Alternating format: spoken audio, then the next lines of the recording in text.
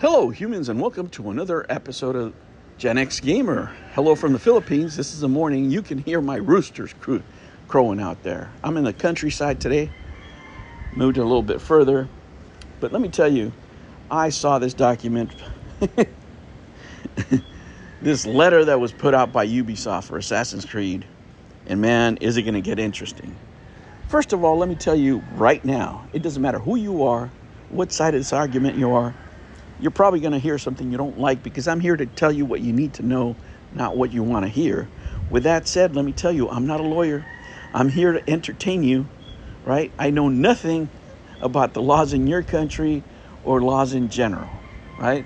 All I can tell you is my experiences, what I've seen happen in businesses, and share those stories with you and tell you what can happen and what, may happen or what doesn't happen.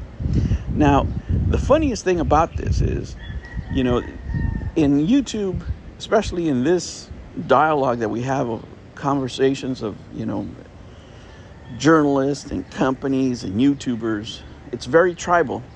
You have to be on one side or another side, right? When you're expressing yourself. If you're a reader, right, if you just listen to YouTube videos, you're entertained by both sides, right? Because both sides tend to cross a line at some point. Let's examine this document, which really is a legal warning to people out there. First of all, let's address free speech. Here in America, we tend to think that free speech applies everywhere, right? Like I could say anything at any point, any time. No, that's not true, right? When you're at work, you don't have freedom of speech because they paid you for your time, because you've agreed to certain things under contract, right? When you sign up for YouTube, for example, you give away part of your free speech because there's things that you can't do, that you can't talk about. Sometimes you don't find out until after you did them.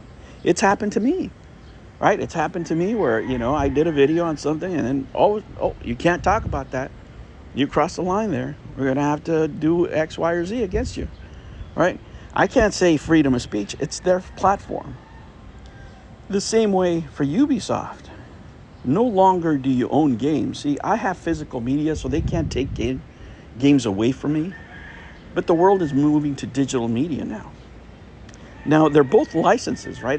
That game that I own, that cartridge that I own, is still a license, but it's a license that I hold physically that is always in my possession. Unfortunately, when you do it digitally, it's a license that they control. That's the main reason why they don't want to make physical products 100% anymore. Because once they release that into the wild, they have no control over it. They have no control over you. But Ubisoft does have control when you play their games digitally on these games that are always connected to the internet. And part of it is that you must follow their terms of service. And in their terms of service, you have to give up your freedom of speech. That's right. When you're playing their games, part of the deal is that you have to act a certain kind of way. That's just it. Your free speech is out the door. Those arguments are way out the door, right? Because you didn't read the agreement that you accepted to, didn't see all the fine print that you're agreeing to. That's the name of the game, right? What have I told you? When people have money and they tell you they're going to sue you, you better believe them. They are not kidding, right? To the everyday person, do they want to be involved in a lawsuit? Even if you're right, even if you win, out of your pocket could come out from anywhere from $100,000 to $300,000 if you don't settle out of court. If you want to take it all the way, you could be out your life savings and at the end not have anything to show for it. And if you lose, your life is over to the point where you could be like the guys that go up against Nintendo and have to pay 20% of the wages for life. There's a lot to lose here. And who are the combatants here? Like, it's always the people that entertain you, right? It's always this tribalism that I love. Because you have people now supporting Ubisoft. People that say that corporations are greedy and evil and all this other anti-capitalist stuff. All the leftists are supporting now a huge corporation with 20,000 employees. that are under investigation for farming out employees to companies that don't have scruples and overwork them and treat them like slaves. That's who they're defending now. Oh, the balls. Oh, the balls. Ideology drives people different ways. You know, people are great when you meet them in person, one-on-one. But once you start getting people into cliques, once they gather, they become something else. That's the reason I'm not into quote-unquote communities. I like free thinkers. Come here and disagree. Come here and be entertained, and that's it. Have a good time and leave. I don't need to know. We don't need to form a group. We don't need to hold hands or anything. Let's just think, right? Let's just think. And that's one side of the argument, right? Then you have the people who are for, quote unquote, freedom of speech after they sign a contract giving it away, right? And they're like, well, we can say anything we want because it's freedom of speech. Well, is it freedom of speech? It's for individuals, right? It's for individuals. Freedom of speech is for individuals. What if you're engaged in business? What if you're making a ton of money, right?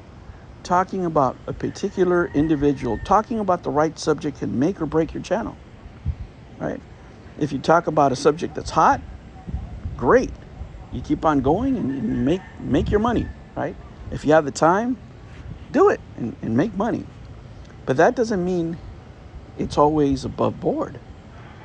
Depending on the country you live in or the state you live in, if you're engaged in business and you're attacking another business, that's no longer free speech. You're getting into business law, right? Businesses as a whole, do they have the same rights as individuals?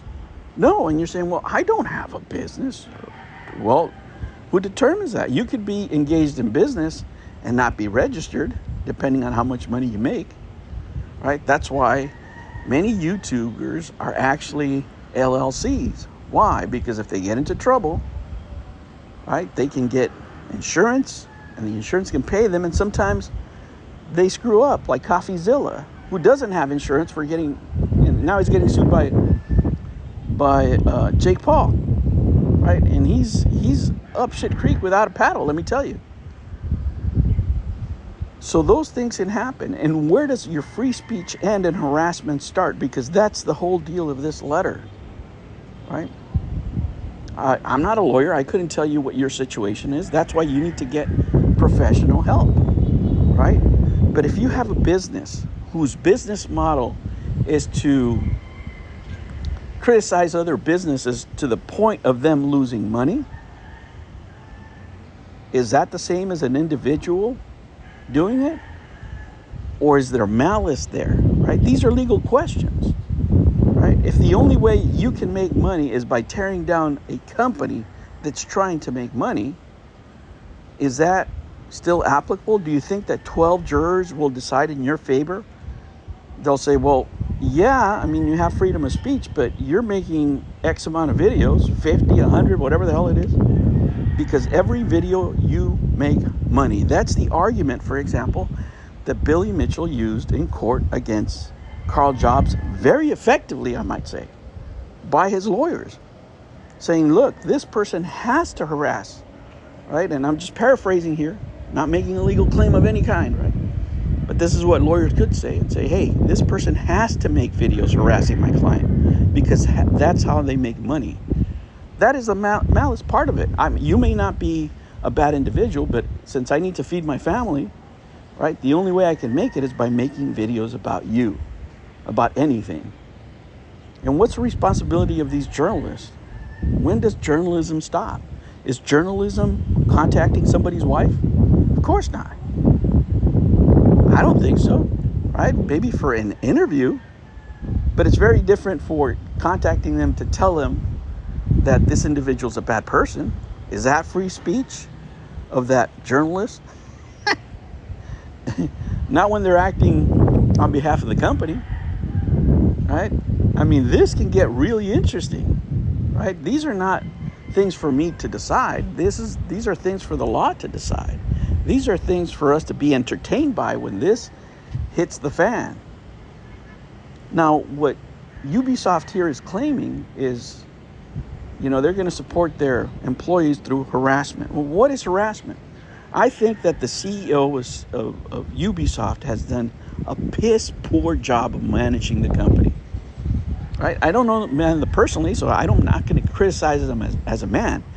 But as a CEO, he is trash. That is my opinion. But if I go beyond that, if I go look to see who his mom is, where his kids go to school, right? If I start trolling them on the daily, if I make my channel about this is the worst CEO on the planet, and all of a sudden I blow up, right? These videos get less than 50 views sometimes. There's no damage there. But what if it becomes viral and all of a sudden I get 1 million views on every video? Does that have a different impact? Oh, you bet you. Right? Because now I'm making money. I'm making 5Gs on every video. So I need to pump these videos up because I need to go to Vegas on the constant, right? Now, the argument of the CEO is going to be way different. He's going to say, this man is engaged in business. Assassinating my character is his business model. And the only reason he makes videos about me is to make money. And the more salacious, right, the more incompetent he makes me seem, the more money he makes. So there is malice, right? He can argue those things. He may not argue them here in the U.S., but what if he argues that in Europe, where people are getting put to jail for Facebook posts about, commentating on things that the government thinks that are not appropriate, whether it's criticizing religions or the government or anything else. You can have the wrong think over there, and a post can get you in jail, right? They can go after you over there. That's what the police chief has said, right? We will go after you Americans making these mean posts or whatever the hell you're making. Well, he can come and enjoy my Second Amendment, right? That's what he can come and do. But the problem is that if they convict you in another country, you better not travel to a country that has extradition, because now you're on a list, right?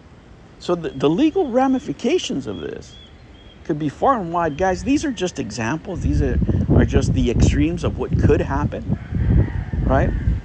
But when a company like this, with 20,000 employees, is facing the loss of billions of dollars, things can get desperate. And let me tell you, layoffs are coming for this company. This is just for them to put on a good face, in my opinion, right? This is just my humble opinion, because it's going to be necessary on a business slowdown with a company that big. And if business slows down due to economic pressures or because of this latest scandal they have where they outsource some labor to a company that apparently, allegedly was suing employees. See, I got to be careful here. Then, you have these situations where economic harm could come, and what do you do then? Right? They're going to do whatever they have to do. And if that means making an example out of a particular YouTuber to set the tone for them not to lose hundreds of millions, they could do that, right? It's going to be interesting to watch. It's going to be interesting to watch. I don't know what that line is, right? It's different for everybody. But when you go from just making videos to crossing the line, in your area, in your country, you might be facing repercussions. And when you go from being just an individual journalist to attacking people personally that you don't like and going into their personal lives, you're definitely going to face some actions, especially when you do it under the guise of a corporation, because guess what? People love money. And you know who has money? Insurance companies. And if you cross that line and somebody can convince 12 people on a civil lawsuit that you did, oh, wow. And if a company, a corporation, can convince 12 people civilly that you're a troll, that the reason that you make videos every day is to make money, no matter who you hurt, you got a problem on your hands. All right, humans, I hope that entertained you. Those are the worst case scenarios that could happen, right?